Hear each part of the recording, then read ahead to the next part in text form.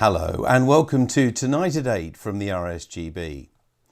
While many amateurs dream of running hundreds of watts into massive arrays of antenna, there are others who love the challenge of trying to work the world on just a few watts. This mode of operating is called QRP, and our guest Anthony Luscre, K8ZT, is here to tell us all about it. Welcome to Tonight at 8, Anthony. Can you give us a quick overview of what you'll be covering this evening? Yes, David. I'm going to be talking about what is QRP operating, how I got into it, why others get into QRP, why you may want to get started and how to get started, some tips for QRP operations, and then finally some information on QRP clubs and some resources for QRP operators. Lovely. Well, Back to you, David. Thank you. Yes, thanks, Anthony. Well, we're looking forward to that. And before your presentation, a reminder that if you're watching this on Monday, the 6th of February, then this is live. And you can ask questions or make comments on either BATC or YouTube chat at any time during the presentation or straight afterwards. Please include your first name and call sign if you have one within every message. And note that you can make this video stream fill your screen on most devices, usually by double clicking on the picture or pressing the full screen button. But now, back to Anthony to find out more about QRP. Thank you.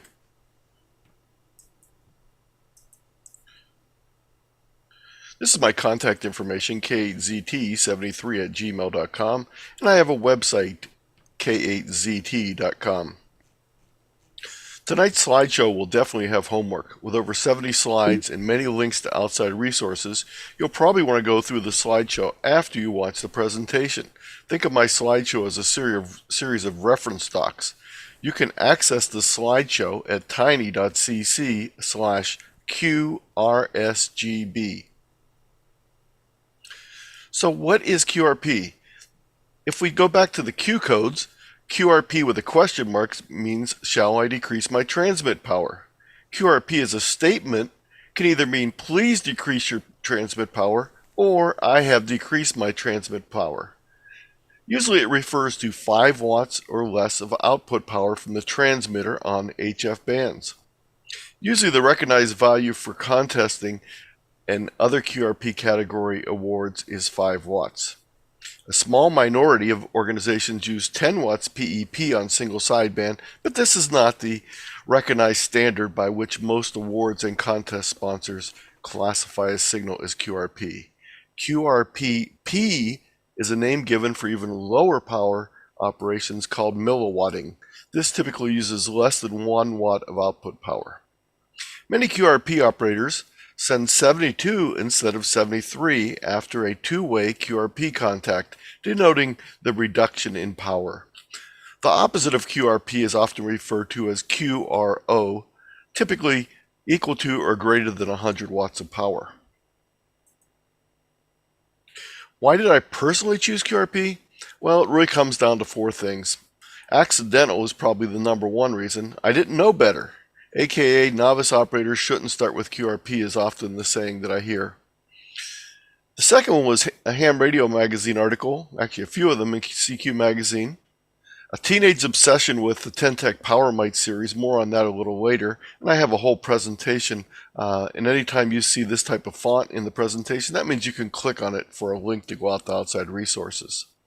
And probably fourth was to prevent RFI. My first shack in a duplex, a terraced house, the dipole was strung in the garden from a support to the roof of the other renter, so it was very susceptible to RFI into their TV and other devices if I was running high power.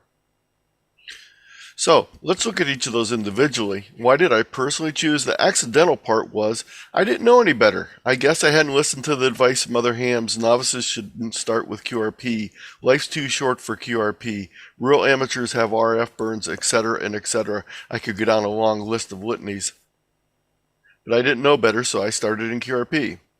I also read a magazine article in CQ magazine about QRP operation, and I found out about 2 clubs that really influenced my path in QRP. The QRP ARCI group and its quarterly publication, that's a US-based but worldwide QRP organization, and SPRAT, the UK publication by the GQRP Club, which also is UK-based but worldwide in scope. I read a book by Aid Wise, The Joy of QRP, and Aid's second book. Once I realized what could be done, I was hooked on QRP. These are two of the journals that I read extensively as I was getting started, the Sprat from the GQRP Club and the QRP ARCI, often referred to as QRP ARCI. And I actually have memberships in both those groups and have numbers that designate my membership. The GQRP Club has been very influential in supporting QRP in the UK and worldwide. It was formed in 1974 by the Reverend George Dobbs, G3RJV, now a silent key. And for more information on the GQRP Club, you can click on this link to go to their website. Why do others choose QRP? Well, some people choose it for the lower cost. The radio equipment tends to be a little less expensive. You don't need a big power supply, so it's cheaper. Feed line, coax switches, etc. do not need to be able to withstand a kilowatt of power. And of course, the electric bill. Others choose QRP based on their license. In the UK, the foundation license with its 10-watt limit makes QRP operations a natural fit. By dropping that down to 5 watts, you'll be recognized as the international standard for QRP, and you'll be able to operate all bands at that power level. I actually have a whole presentation that I've done in the past on ham radio life beyond local repeaters, designed specifically for foundation licensees and those just getting started in the hobby. And again, you can go to that presentation by clicking on the link. Others choose QRP because they love to homebrew and or build kits. QRP lends itself very much to this kit building process. The low power, simpler construction, less expensive components. Whether it's solid state, valve, or microprocessor based, there's a whole variety of circuitry being built by QRPers. Some QRPers take this to the extreme. They build or homebrew or build kits that are very complex, and you can choose to get as complex as you desire. This is the T41 from Jack Purdom and Al AC8GY, a full multi-band, multi-mode SDR QRP radio. Others choose QRP because of RF issues, RF interference, RF health exposure, and in a multi-operation, less interstation QRM. But probably the biggest reason people choose QRP is for the challenge. It's very similar to all of these sports you see shown on the page: whitewater rafting, high jumping, archery, fly fishing, marathons, climbing. These are all challenges. You can do these things or get to the same result with much easier ways, but we want the challenge. So others often choose QRP for the challenge of getting awards with low power, scoring high in contests, and personal goals. Why I operate QRP is similar to the question why I fly fish. And you'll see people saying that life is too short for QRP, just as you'll see people saying, don't bother fly fishing, there's a better way to get fish. Let's look at my personal journey though. As a teenager, I was interested, but I had no success in licensing. I was like science and geography. I was involved in scouting and camping, and I saw a radio called the Ten-Tech Power Mite in a magazine article, and I had developed a obsession for it. It was a small battery powered transceiver that I could take on camping trips. So I read about amateur radio, but unfortunately I had no mentor to help me out and tell me how to get my license. College, career, and marriage intervened, and unfortunately I did not get a license. But let's look at that Power Mite that I obsessed with. This was a direct conversion transceiver from Ten-Tech solid state. I really wanted one, but in 1970 at 15 cents per customer on my 60 customer paper route, this would have been over a half years of salary for me, so unfortunately no Power Mite for me. Fortunately, this was not the end of my amateur radio story. My story will be continued on later slides. But let's take a quick jump and look at the different types of people that operate QRP. Just as in any type of operation, there's often a variety of flavors or different styles of operation, and I've broken it down into 5 groups. Now the thing to remember is many of these QRPers fall into multiple categories. So minimalist, builders, experimenters and designers, portable operators, and what I'll refer to as optimized station operators. Let's take a look at each of these. The first one is QRP minimalist. The real goal there is as little as possible. Low power, simple radios, simple antennas, usually wire antennas only, a kit that you can easily carry in your pocket. Because of this, many minimalists also like to go out and operate portable. We'll talk about that in a few seconds, but here you can see a portable kit that could easily fit in the pocket of your jacket. QRP builders. Building is their main pleasure. QRP is popular for easier and safer projects, often uses very simple circuits. The challenge of building a radio with the least number of components is often a goal of many QRPers. There's something called the Altoid crowd. They take mint containers and build a variety of equipment into Altoid mint containers. Of course, empty containers, make sure you eat the mints or pass them on to your friends first. For this group, operating is often secondary, and they spend more time with the soldering iron than they do with the key or microphone. The next group is sort of taking that building to the next step. They're not just building kits or following other people's circuits, but they're designing their own circuits. Simple designs, sometimes very innovative circuits. Quite often in newer versions, they're using microprocessor controlled devices to accomplish a number of the functions in the radio. Arduinos, basic stamps, Raspberry Pis, etc. are often used. Some of these are very sophisticated radios and accessories, often with LCD displays. So this is an example of a QRP single band CW transceiver. Here's some examples of other QRP designed projects. Everything from the small Hilltopper used for portable operations to the Cricket, a radio that has the inductors built out of the PC circuit board. A very famous radio, the Elecraft K2, the first radio from the Elecraft group, was a modular QRP radio that could be assembled and features could be added. And you might be looking at this and saying, that's not QRP. Well, this is actually a feature that was added later. This particular radio has a 100-watt amplifier built on. I can tell from the fins on the top. But originally that radio was a 5-watt radio. Portable operation is very popular with QRP. Because most portable operations depend on batteries, low power output means low battery drain means lower weight. Small radios, less weight, portable antennas, often simple wires or verticals, are very useful for portable operations with QRP. Many portable operators also take part in other activities in the field, including POTA, Parks on the Air, and SOTA, Summits on the Air. Some portable operators take it to the extreme. They want to operate while they're still moving. These are QRP pedestrian mobile operators. Like portable, but able to operate in motion. Buddy poles, whips, mag loops, antennas are often used. Military backpacks, hip packs, and backpacks are part of their gear. I have a whole presentation on portable operations and field radio operations. You can either go to the slideshow or watch the video for more information. The fifth category is what I'm going to refer to as QRP, but optimize the rest. The key here is operating with low power for the challenge of the low power operation. But these operators want the best antenna possible. They want full featured radios, all the accessories, all the bells and whistles. Power consumption is not necessarily a concern because quite often they're operating from home.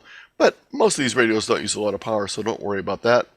Quite often contesters and DXers are one group that favors this type of operation. And if I was to classify myself, I would say this is the group that I recognize the most. Although I do take part in some of those other groups' activities, I would say I'm definitely an optimized station operator.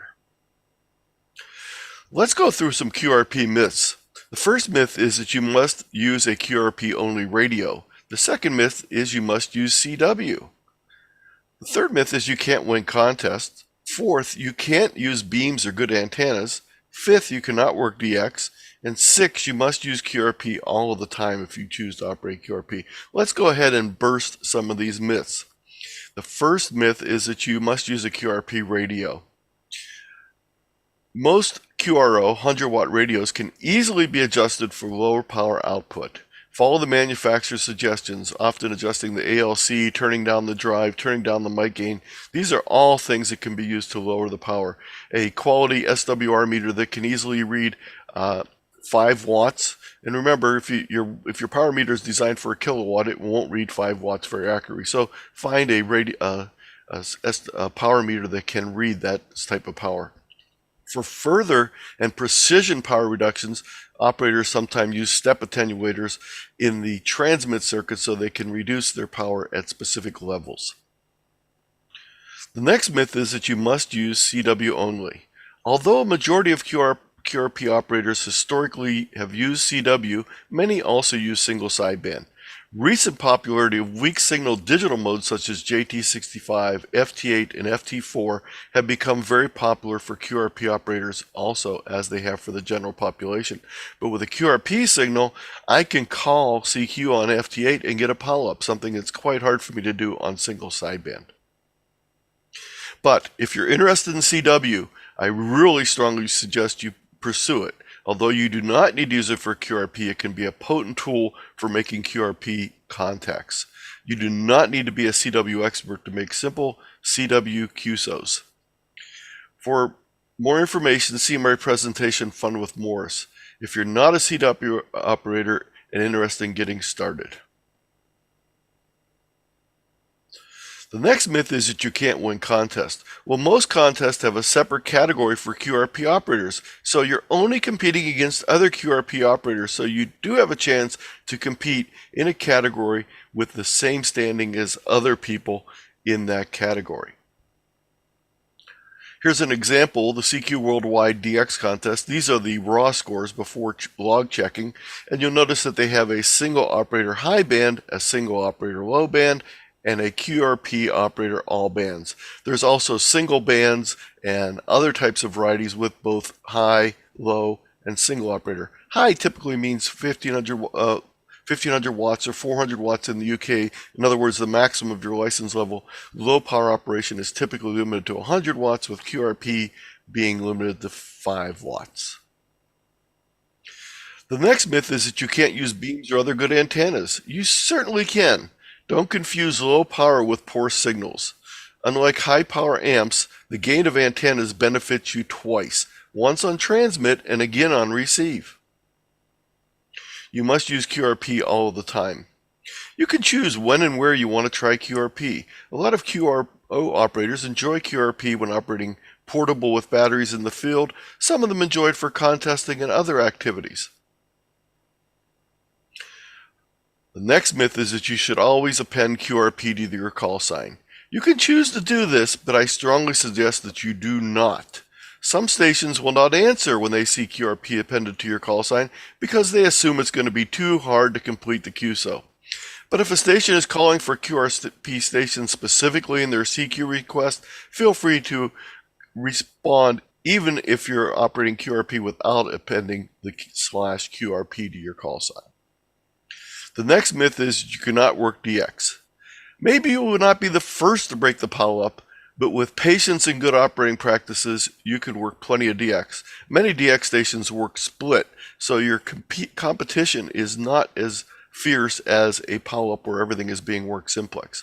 Contests or FT8 are also good chances for increasing your DXCC totals.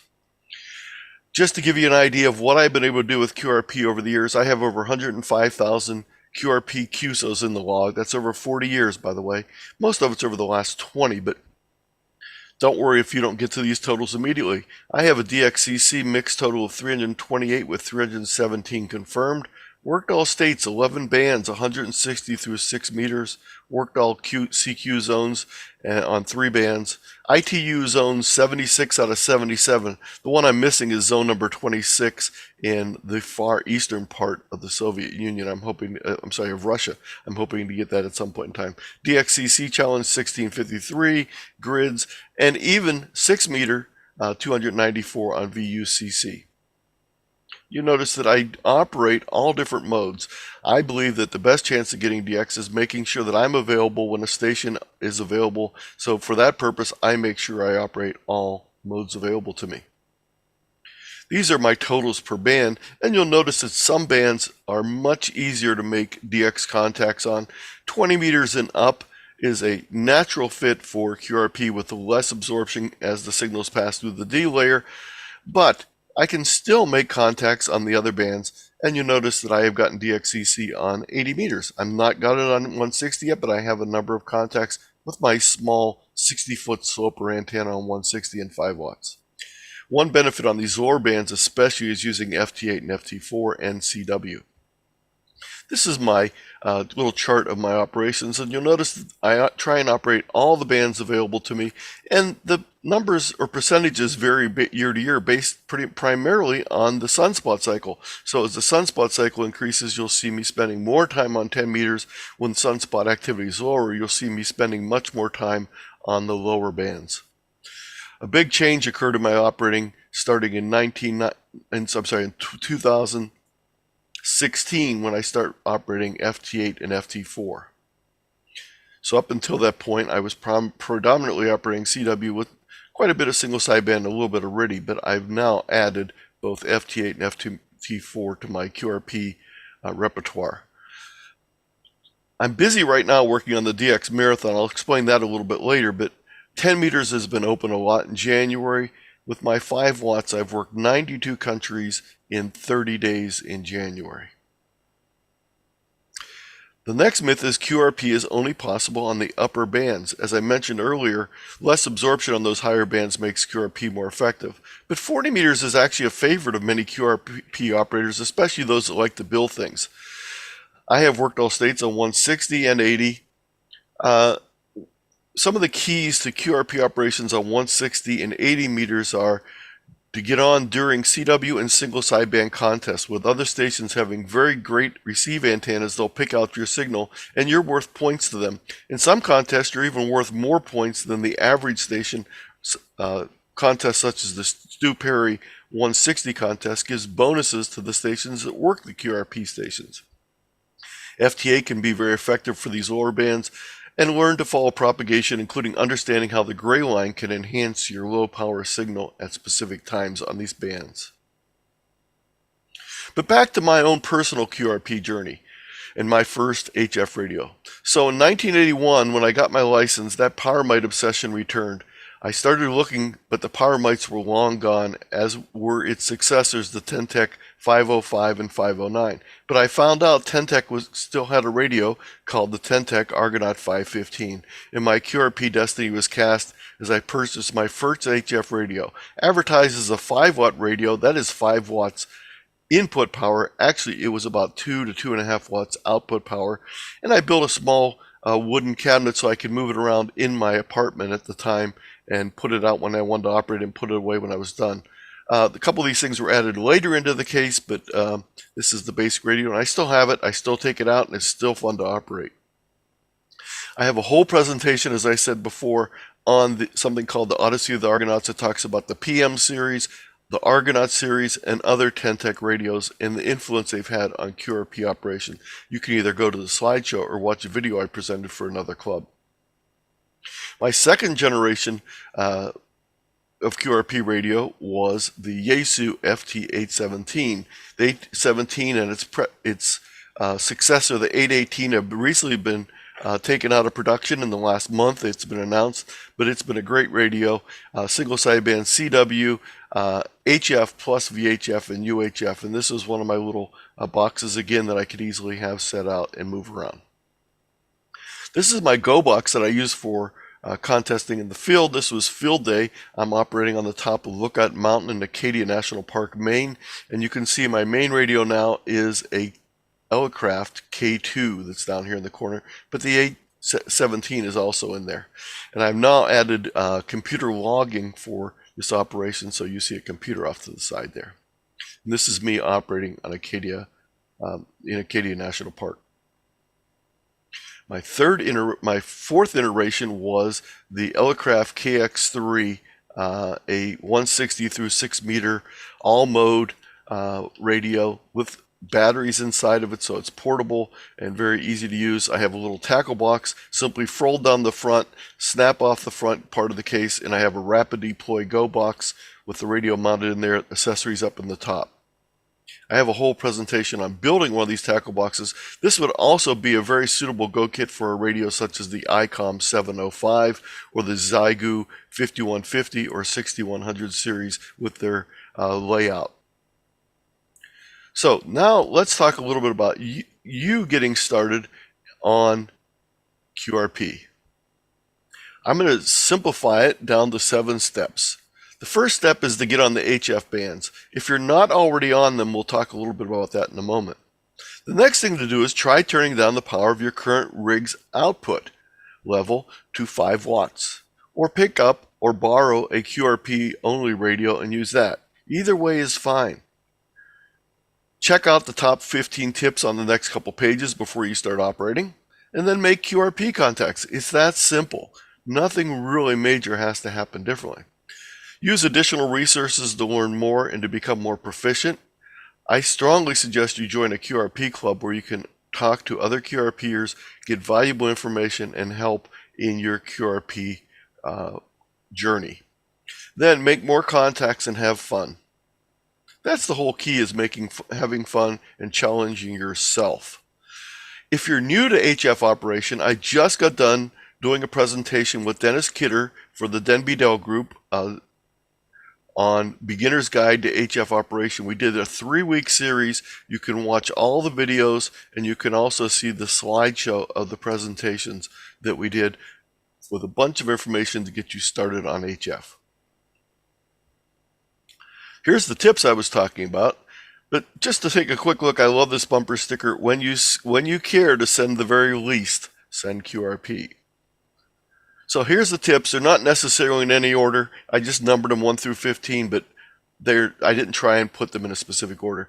The first one is, I think, probably one of the more important ones, though. Use the best possible antenna in feed line for the situation. So if you're at home, having a tower would be great. Sometimes you can't, but always go for the best antenna you can for the situation. Develop good operating techniques. Operate during contests and other high-volume radio activities. Understand your radio. Know how to use various features including filtering, split operation, memories, transmit auto-tailoring, etc. The more you know the radio, the more effective you'll be. Be persistent. You probably will not be the first to break every polyp, so don't get frustrated. 6. Learn to be a skillful hunter and pouncer. That's something you do in contest when you're looking for stations that are calling CQ and you answer them. But don't be afraid to call CQ occasionally at strategic times. Quite often late in the contest, stations might be looking for new people to work. So calling CQ is not unreasonable with QRP, especially on FT8 and FT4. Be there near the end of contest as fresh meat. Everyone is a dupe as they tune through the band, and finding a new station really means they want to work you. Don't append QRP to the end of your call sign, especially in polyps and contests. It just slows things down, and as I said before, some people will actually resent it and not work you. Understand propagation and current conditions. This applies to all areas, but as I'll mention a little later, it's especially important with QRP when you need to maximize your performance. Try using the highest frequency band that is open. Quite often it has the least absorption. Number 11, operate on as many bands as possible, especially lesser used bands. 30, 17, and 12, so-called work bands, can be very prolific for QRP operations. Operate multiple modes. Each mode you can operate increases your chances of making contacts. So don't forget about RIDI. Don't forget about other modes that give you a chance to work a station. If you don't currently operate CW, learn at least enough to make simple contest and DX contacts. That'll give you another tool in your QRP toolbox. If you haven't tried FT8, FT4 yet, you're missing a great weak signal mode. Finally, probably the most important thing is get on the air as often as possible. So what are those good operating techniques? Well, they start by listening, and listening. Listen to see how other stations are operating. Listen to see where the CQ station wants you to answer. Listen to see what stations are being responded to. Understand timing, rhythm, rhyme, and the dance of QSOs. Know procedures, standard operating procedures that are typically used. Once you know those, you'll be in the flow of things. But also be aware that in particular situations, the standard operating practice may change. So be flexible. If a person is calling for specific types of contacts, answer in that specific way. Understand the contest exchanges so you can give out the exchange even if you're not interested in the competition of the contest. Create templates of QSOs with operating and station information. And again, this is a link, and I just want to prove to you that all these links work. I'll click on that one. When you do that, it'll bring you out to a Google document. You click on the make a copy, and it will make a copy for you that you can then edit on your own. I keep this by my operating position, so when I get into QSO, I'm not flustered. I know the information, and I can easily give it back to the other station. Mimic efficient and effective operators.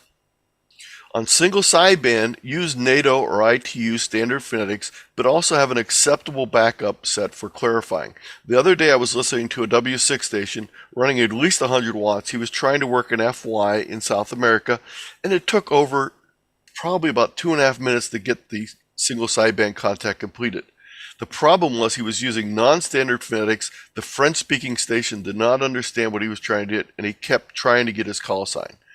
When he was done, I sent my call sign using standard NATO phonetics and got a response immediately and worked him in one sequence of calling and exchanging.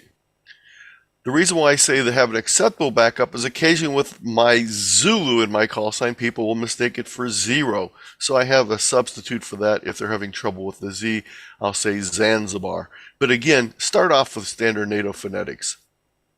Send well-defined and spaced CW characters if you're operating CW. Try to always use the best operating techniques. With QRP power, you do not have as much margin for error as with 100 watts. If you want to make QSOs. Here's some links for the operating techniques I was talking about earlier, how to get in the rhythm, know the rhyme and dance the dance, timing and other issues for operating, how to evaluate your signals to make sure they're getting out using both other people on the other end, online resources such as RBN, on the air resources, beacons, etc. And finally, tips to getting your worked all states in DXCC, top secret tips. Contesting is a great way to increase your QRP opportunities. Contests have a lot of potential QSOs available. If you're interested in getting started with contesting, but you're not that familiar with it, I have a video, Introduction to Contesting, and a slideshow, Introduction to Contesting. The ARRL also has a class that I helped design in their Learning Center called Introduction to Amateur Radio Contesting, but you either need to be a member of the ARRL or get a demo account to be able to get to that. Great QRP opportunities. In addition to contests, you might also want to give QRP a try for awards. And there's a lot of awards you can get, and you can get a QRP notification on that award. Another thing that a lot of people do is they've already achieved a lot of goals, such as working all states or DXCC, or even honor roll level, getting the maximum number of DXCC. So what they do is they take up QRP as a way to go after those same awards and make more of a challenge. Also, if you're interested in an annual challenge, the CQDX Marathon is a contest that runs from January 1st to December 31st.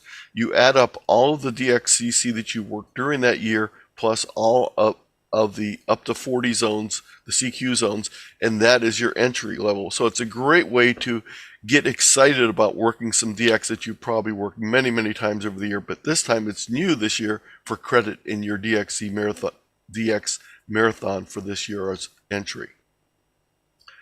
QRP clubs. I cannot stress how much QRP clubs around the world, both large and small, have contributed to the adoption and innovation of the QRP operations of amateurs.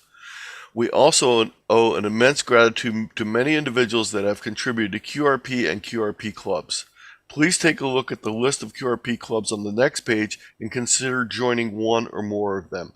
And these are all links that you can click on. I would definitely suggest you start out by taking a look at the GQRP club, but there's plenty of other clubs you might want to consider. And there's some that I do not even have on this list. So ask around and see if there's a QRP club in your particular area. Some of these clubs, like the GQRP club, has annual rally where they put on a number of programs. The QRP Archie has a 4 days in May. It's a Thursday before the Dayton Hamvention, where they do a full day's worth of activities. Yes, there are QRP operations on 6, 4, and 2 meters, and even higher. On many of the higher bands, QRP power ranges may be the only thing that is available based on the equipment. Now, most of the VHF and UHF QRP activities on CW, single sideband, and digital. High gain antennas, i.e. Yagis, can provide lots of gain without great size. SOTA, Summit on the Air activities can often include VHF operations and sometimes even FM VHF UHF activities. This is my website. I have a bunch of links with resources for QRP operating. I also have an addendum at the end of this presentation. It has a whirlwind tour of QRP radios, and it also has information on buying amateur radio.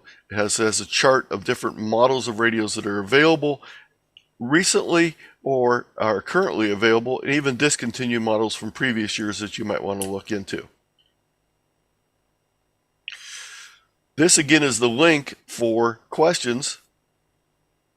For getting to the presentation, tiny.cc/QRSGB, or you can scan the QR code. We'll go ahead now and take questions. And if we have time, I may run through the addendum. But as I said earlier, don't forget that past the questions is a list of all my presentations and the addendum with a whirlwind tour of QRP radios. So back to you, David. Well, many thanks, Anthony. Subject very well and comprehensively covered. Obviously, we have people as well watching this webinar from all over the world, predominantly, I guess, from the UK, but many other countries as well. So as you said, that to try and find maybe a local club to you, GQRP Club is certainly UK-based, but I'm sure many of them also service memberships abroad as well. Anyway, if you've got any questions or comments you'd like to ask Anthony, or any things that you'd like to share with us on your experiences with QRP, and you haven't already done so, then please add them now on YouTube chat or BATC messaging. And please don't forget to include your first name and your call sign if you have one. So Anthony, I'll kick off straight away with a question here from, or rather just really an observation, I think, from George MM0JNL, who says that according to the UK GQRP Club, 10 watts SSB is QRP, and 5 watts for all other modes. Is that your experience as well in the States?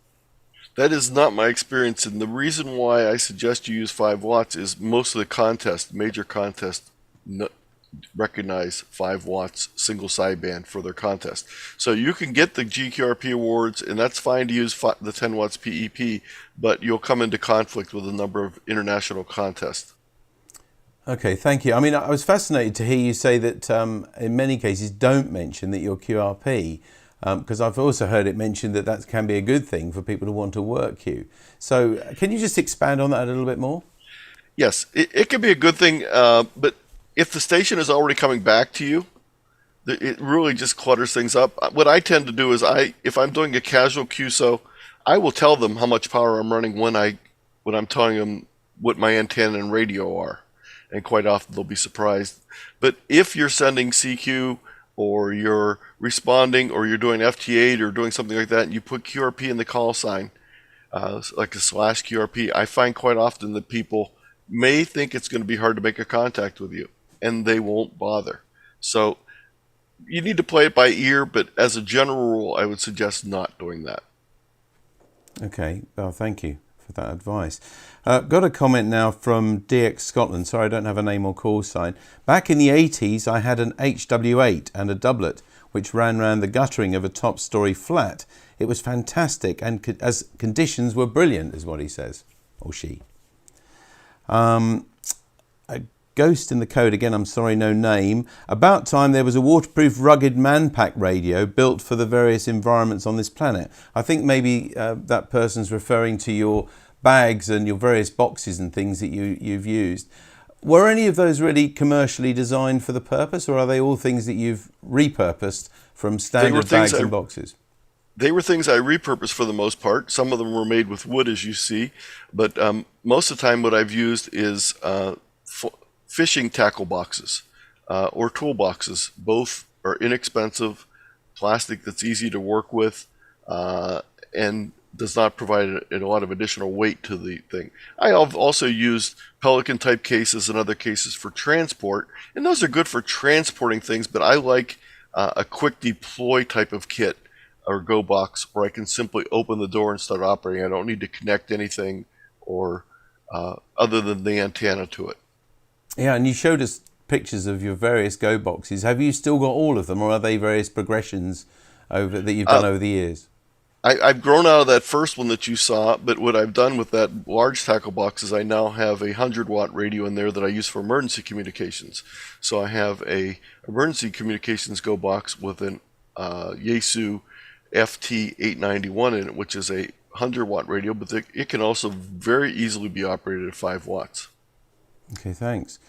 Paul, MM7WAB, says running USDX QRP rig, SSB and Digi modes, power 4 watts on 80 meters, 4.5 watts on 40 meters, just under 5 watts on 20 meters.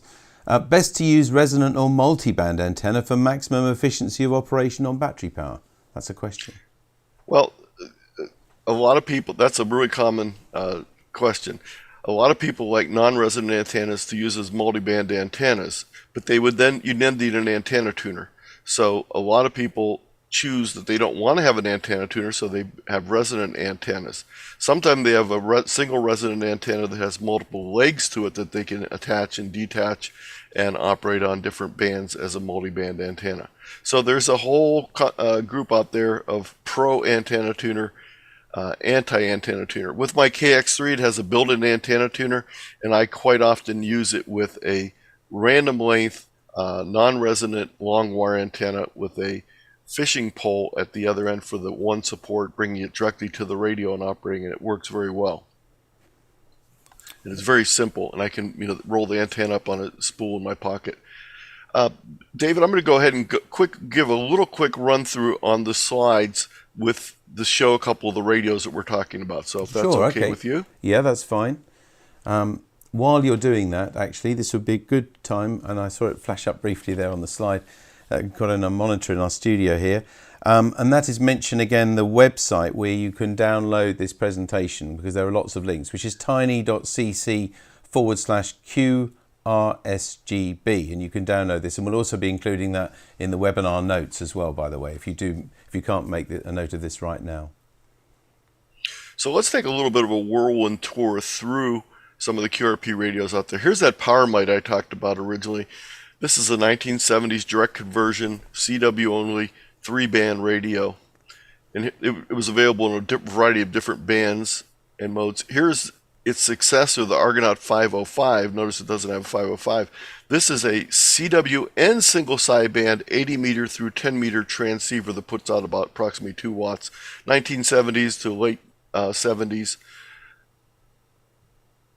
There was an article in CQ magazine when this was coming out. They talked about the radio they were going to build, and even said, if you're interested in building one, here's how we're going to do it. So you might want to even do it yourself. This is the one I have, the 515, bought it in 1981. Those are available on the used market, but they get a little bit of collector price inflation sometimes. The whole presentation you can go through on the Argonauts. Here's the Heathkit HW1. This is a classic CW only 4-band direct conversion transceiver, very popular, $129 kit. It was succeeded by the HW9. Its predecessor was the HW7, and I have more information you can click on in these presentations about those radios.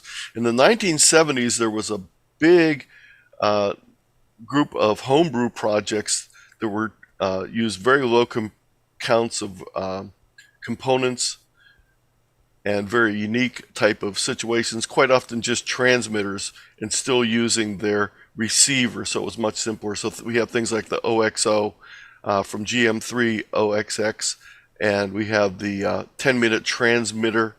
We have the sudden receiver, the Michigan Mighty Mite, and so forth. In the 1990s, a lot of clubs designed projects of multiband CW-only radios, but there were some multiband and single sideband. Some of them include things like the NorCal, which was Wayne Burdick, who went on to be one of the founders of Elecraft. The Altoids, as I talked about before, here's a rock mite in that. Dave Benson, K8ZT, did a whole series of CW transceivers for the New England QRP Club, originally called the NE4040 and the 2020. Here's Wayne and Eric, who founded Elecraft, and one of their goals was to emulate the popular do-it-yourself PC market, where you had a basic radio that you could then add modules to, and that was the K2. And you can read up a lot more on history on that. Here's a whole history of all the models from Elecraft, the K2, the K1, which is a portable radio, 4 bands, the K3. I have the K3S, which is the updated version of this radio. That's my main radio in my shack. This is available as a 100-watt radio or as a 10-watt radio. I have the 10-watt version. Here's another portable, the KX1. The KX3, high performance, single sideband, CW, and data modes, all in a very small case with space for batteries inside. Just a great radio. This is my main field radio. And then they came out with an even smaller version by removing 160 and 6 meters. They came out with the KX2. There was a number of radios that have been built by different groups. The UBIX, BitX, built in India. It was a kit that you assembled, but no solder. You just had to connect a few things in it. And here is the QCX, which someone mentioned earlier. This is from Hans from QRP Labs. It's a monoband CW only radio with 5 watts, including CW decode, digital display. It's a kit you can build, and it's $50. There's more information on it here. There's a new version out now called the QCX Plus. Again, CW monoband, $55 without the case. You can build it, the case and everything is available. And then they took that same radio and moved a lot of the components to surface mount. Thank you. Surface mount. That's all right. And same price, same performance, but you can hold it in your hand. Some people said, well, that's pretty interesting, but I want to operate single sideband. So they took the QCX and they stripped off some of the parts and added some new parts, including a microphone jack, and they made something called the Micro SDX, which was a sideband version of the QCX.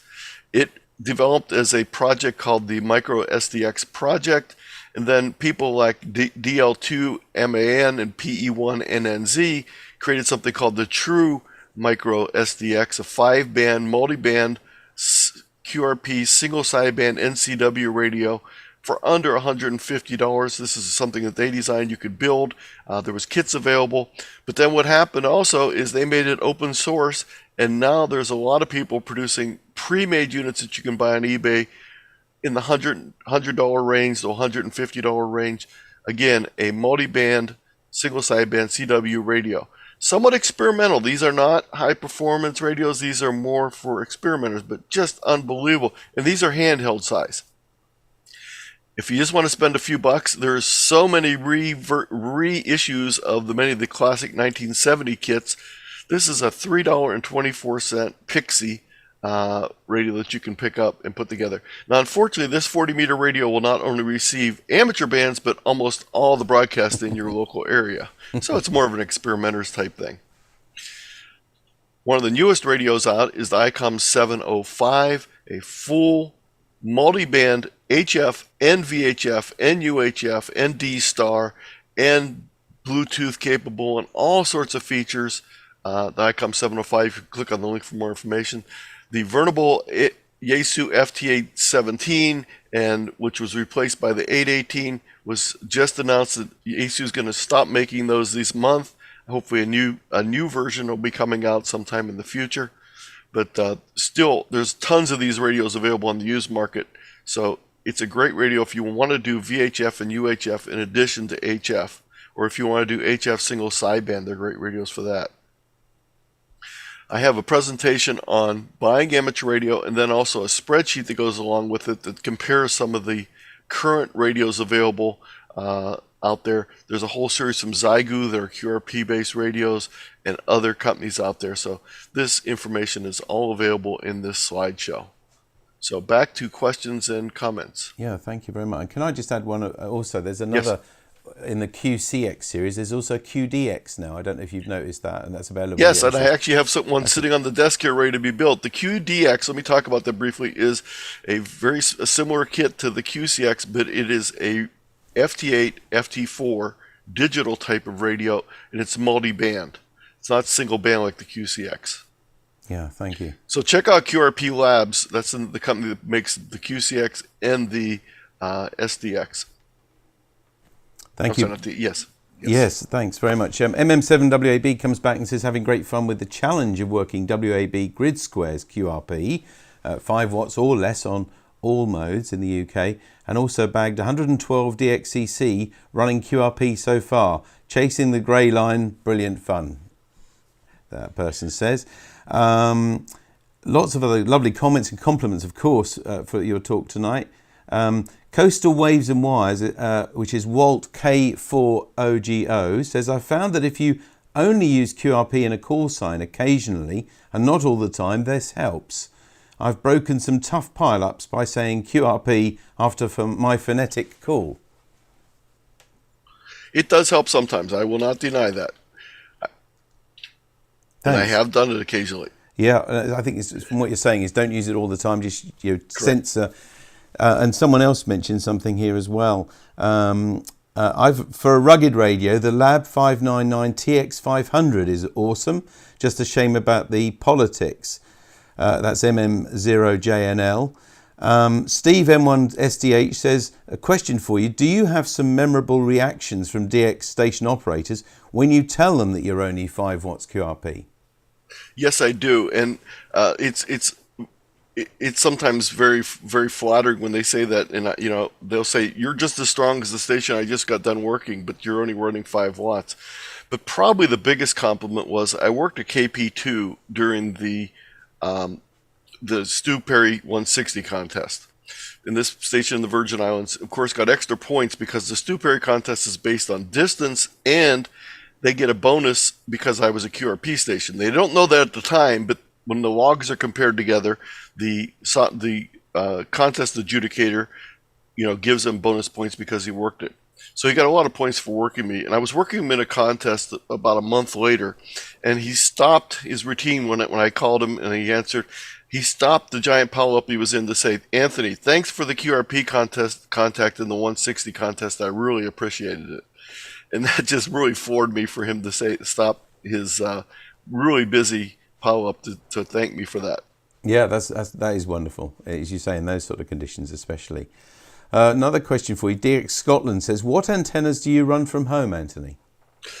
At home, I'm lucky enough to have a beam antenna. I have a 50-foot tower, and I have a Sumner XP 508 antenna. It's no longer made, but it's a log periodic Yagi that covers 20 through 6, and then it has a rotatable dipole for 40 and 30 on it, which aren't that great, but 20 through 6, it works great. And the nice thing is it gives me gain on, it has coverage of 12 and 18 meters, so 12 and 17 meters, I'm sorry. So that gives me a little bit of extra gain. So sometimes I can beat other people out because they're using simple non-gain antennas on those bands, and I have a little bit of gain. I also have a 60-foot long wire sloper with a loading coil in it for 160 that comes off the top of my tower down to about 8 feet, and an 80-meter sloper. Those are very important for my 80 and 160 operations. I also have a 43-foot vertical antenna, or those non-resonant length antennas with a tuner on it. I use that mainly for 40 and 30 meters. I'm sorry, 40 and 60 meters. But as I said, I try and operate all bands. I have a fairly small garden here, so I am lucky to squeeze a tower in, but I don't have a giant antenna farm here by any means. Well, it's good, very good. It sounds a good combination. And we should say that you run out of Ohio, don't you, in the US? Yes, I do. I'm located in the northeast part of Ohio, south of Cleveland, about 35 miles from the Lake Erie. Paul Temple has said, great presentation. Do you ever run milliwatt levels? I do occasionally. It's not the typical thing I do because, as I said before, I'm a somewhat competitive DXer and contester. So I'm always out there looking for the new DX. But I've done that with my friends many times. We played around with very low power signals locally and played around with them. And I do like to build things, and building small radios with only a few components is always exciting. Building some of those kits, some of those plans from the GQRP club, like the OXO or the Warner or the 10-minute radio, can be really fun to do. Steve GW0EZB is from North Wales and says the house kits were very popular in the UK during the 1980s. He still has a DSB80, about 5 watts DSB. He's considering rewiring it to a 160 meter top band for a real challenge, he says. I have a funny thing to say about a kit that I had. I had picked up a kit of I forget the exact name of it. I think it was a White Mountain. It was a radio that had QRP radio that had single sideband on it. And I picked this up. It was already built, but the manual was there, and it obviously had passed through multiple owners' hands, and people had written notes in the manual, and it was sort of interesting to see all the notes because the person that originally assembled it had written notes, people that owned it after that written notes in the manual. And I was sitting at the Dayton Hamvention one year, and someone comes up and looks at it. They open the manual, and they point at the call sign in the top of it, and it was their call sign. They were a VE7 from British Columbia, which is on the opposite end of the country from Ohio.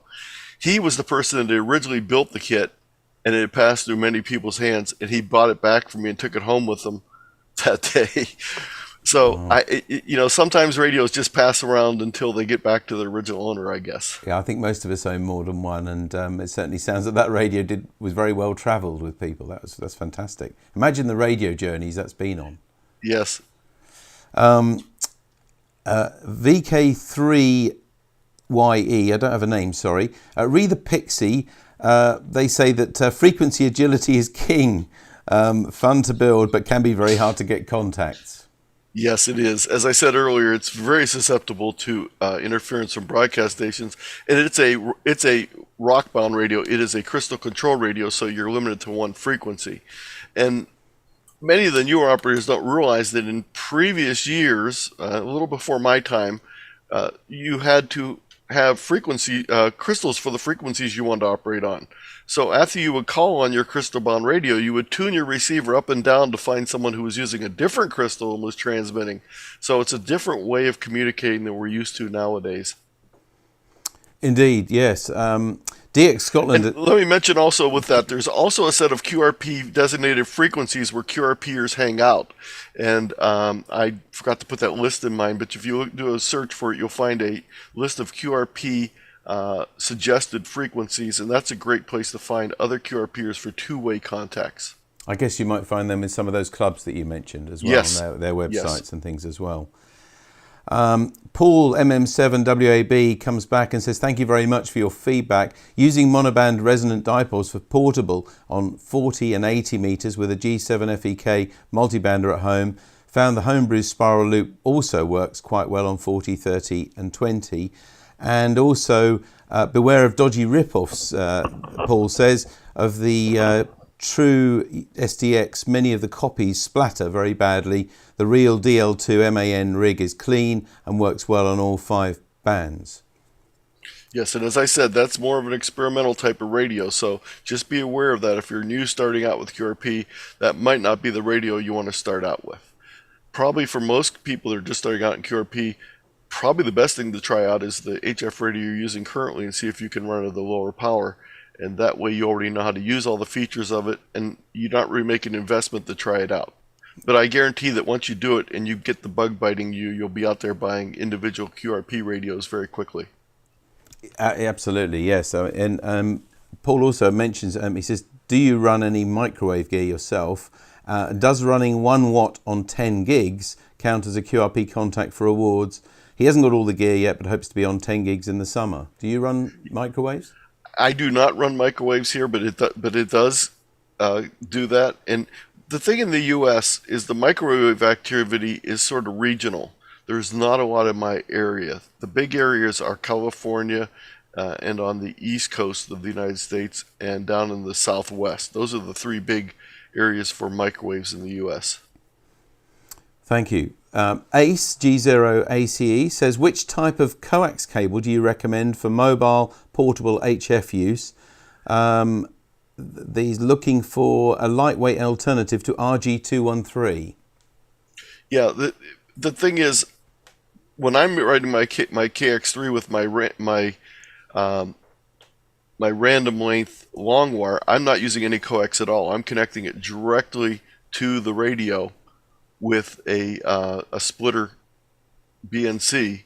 So I'm using no coax, because one of the biggest weight issues when you're doing QRP is the coax. So whether you're hooking up directly or running short runs of very thin coax are much better route to go.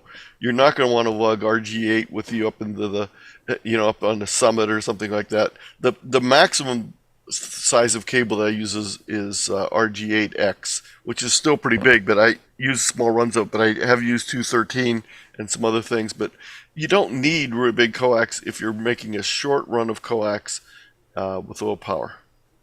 Indeed. Just a couple of comments really now for you. DX Scotland comes back with conditions on the up now, I guess with cycle 25 and things. It's a great time to experiment with 5 watts or less. I should certainly agree with that. And I think the other, I'll leave it on the last word, really you've inspired one of our newcomers to the hobby. That's from M7GDZ. Said, thank you very much for this presentation. I'm a new pass here at foundation level, so I found this fascinating and very useful. Just goes to show you don't have to run lots of power to have fun. And I would really suggest for anyone out there that has a foundation license, take a look at my presentation on Beyond the Local Repeater. It really talks about a lot of things in addition to QRP HF that you can do with that foundation license and get a lot more activity than just getting on the local repeater. If you can go ahead and show the screen share for a second. This is a presentation that I just wrote last week and I've only presented one time, but if you're not on 10, get on 10 now. The band has been great the last couple of weeks. It'll go up and down a little bit, but we have probably 3 years of hopefully really good 10 meter activity, and it really is a great band for operating QRP and making a lot of long distance contacts. So if you're not on 10, get on 10 and give it a try. I'm sure many people will, and try lots of other bands as well. Anthony, thank you ever so much for tonight's presentation. It has, as I said, truly been inspiring for those people, for most of us after all, who can't put up massive antennas and masts and run hundreds of watts. You just gone on to show and prove that you can have lots of fun running a few watts, maybe a bit of ingenuity as well of when you operate on what modes as well. Thank you very much indeed for your presentation tonight. You're very welcome. 73. 73, Anthony. Thank you. And that concludes this webinar. And thanks once again to our guest, Anthony Luscre, K8ZT. We hope you've enjoyed this Tonight to Date and that you'll be able to join us next time when Barry Lewis, G4SJH, will join us to talk about microwave contesting. And if you'd like to see details of this and other webinars in the series, please visit rsgb.org/webinars, where you can also send us comments and feedback. Now, the RSGB has now brought you more than 30 of these Tonight at 8 webinars, and this time we'd like to introduce you to the team of people who work hard all year round to bring Tonight at 8 to you each month. You see me on the screen hosting each programme, but there are many other people you don't see working in the background. Without all of us working together, these webinars just wouldn't happen. So firstly, let's meet Stuart Bryant, G3YSX, who's the current RSGB president and is one of the people who has ideas for subjects and presenters and also helps to build the programme of webinars. Steve Thomas, M1ACB, is the general manager of the RSGB and also suggests presenters and helps to shape the programme, using some contacts from his additional role as convention chair. Steve also moderates the live chat on some of the webinars. Graham Moore, G8NWC, is the RSGB district representative for Lincolnshire South, and he usually makes the initial contact with the presenter, confirms dates, and sends out the information that they need. Rob King is the RSGB IT manager, and he embeds the live stream into our Tonight at 8 webpage each evening, archives the webinars afterwards, and generally makes sure the links are all working smoothly. Heather Parsons is the RSGB's communications manager, and she also shapes the programme and moderates the webinar live chats each month. Heather works with Tammy and I on the live stream production and does the publicity on all the RSGB comms channels.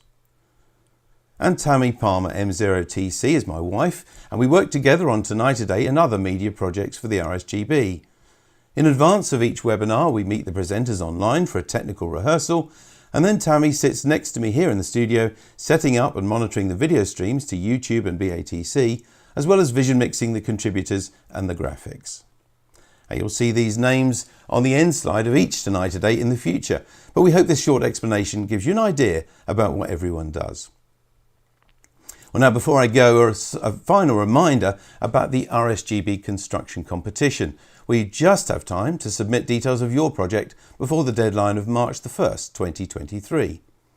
Entry is free for all RSGB members, and there's also a special category for beginners. The competition is all online, so you do not have to send your work away to be judged. You can find full details by visiting this special webpage, rsgb.org/construction-competition, or looking in the latest edition of RADCOM. And finally, a tip that if you subscribe to the RSGB's YouTube channel, you'll be notified of all upcoming Tonight at 8 webinars, as well as other new videos and presentations from the Society on a wide range of amateur radio topics. But until next time, this is David G7RP signing off and clear. Bye-bye.